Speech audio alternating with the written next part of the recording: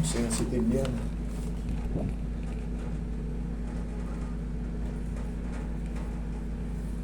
Ma'am, honestly, hindi kayo pwedeng magpa-bone set.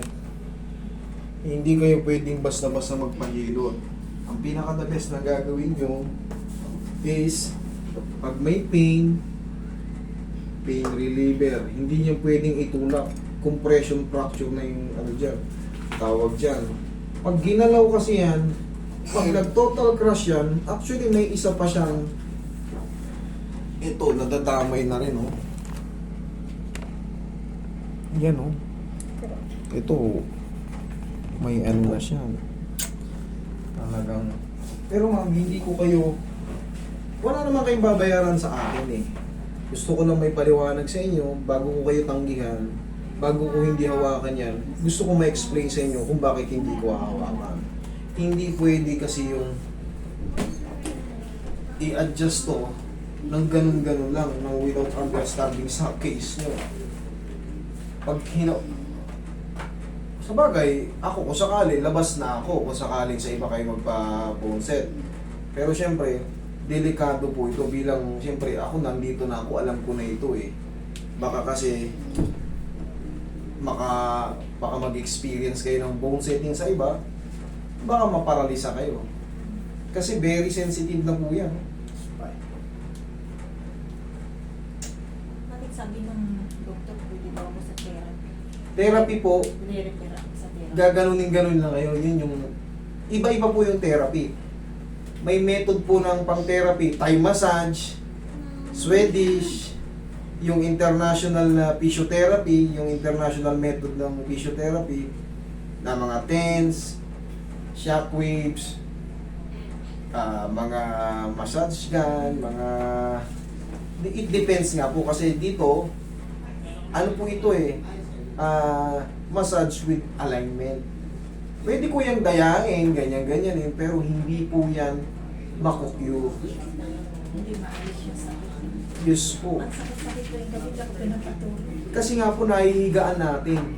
Maski anong posisyon ko. Opo. Kaya pala tuwing gabi masalis na hihinaan. Opo, nahihigaan. Maski nakatagilid ako, ganun pa rin ang ano. Ayan po, expansile lesion involving the L2 vertebral body with acute compression deformity with possible extension into the posterior elements and mass effects on the psoas muscle. Differentials may include but not limited to primary neoplastic malignant or metastatic fracture versus other cause of vertebral compression fracture such as infectious or inflammatory process. Contrast enhanced study or EET, CT may be requested for further evaluation if clinically warranted. Ngayon, ang nangyayari sa inyo, ma'am, ito, kailangan nyo maintindihan ito. Pumunta kayo sa ano, katulad yan, galing naman kayo sa mga prestigious hospital, paliwanag nyo po, pakitagalog po itong impression ng ano, itong pinaka-line na to. Kailangan nyo maintindihan yan kasi hindi kayo pwedeng basta-basta na lang hilutin, diinan. Meron po yung ano, sensitive po ito. Baka mauwi kayo sa pagkaparalisa. Ngayon, nakakatayo pa kayo, natitiis nyo pa yung kirot-kirot. Alas hindi ko na nga matis sa gabi namin. Opo, kasi Umiiyak na nga ako eh. kailangan kasi dyan, ito kasi nakatukod oh. Ano pa ba yan? Ito po, naka-lateral view ang tawag dyan. Yan oh. Yan. Ngayon, yung L2 mo, acute compression fracture. Palusaw na po siya. Ngayon, may binabanggit dito na ano, kasi pag tinulak ko yan, naku, magka-crush yan. Magdudugo yung loob ng ano yung spine nyo. Matatamaan yung spinal cord. Maaari kayong mag-collapse, mag-seizure kayo dyan, hindi na kayo makabangon, paralisado na kayo. Yan, expansive lesion involving the L2 vertebral body with acute. Yung acute kasi, yan yung katumbas ng ano eh, severe acute compression deformity with possible extension into the posterior elements and mass effect on the psoas muscle. Differential may include but not limited to primary neoplastic, malignant, or metastatic fracture versus other causes of the... Yan, medyo malalim tong ano na to. Pero yung mga word na yan, yung malignant, metastatic, i-type nyo yan kung ano yan. Kasi hindi yan maganda. Pero, yan nga, PET, CT may be requested for further evaluation if clinically warranted. Maaring ipasuri pa yan kasi nga, medyo kailangan malalim ang ano dito. Ito mga binabanggit ito, maaring cancer po eh.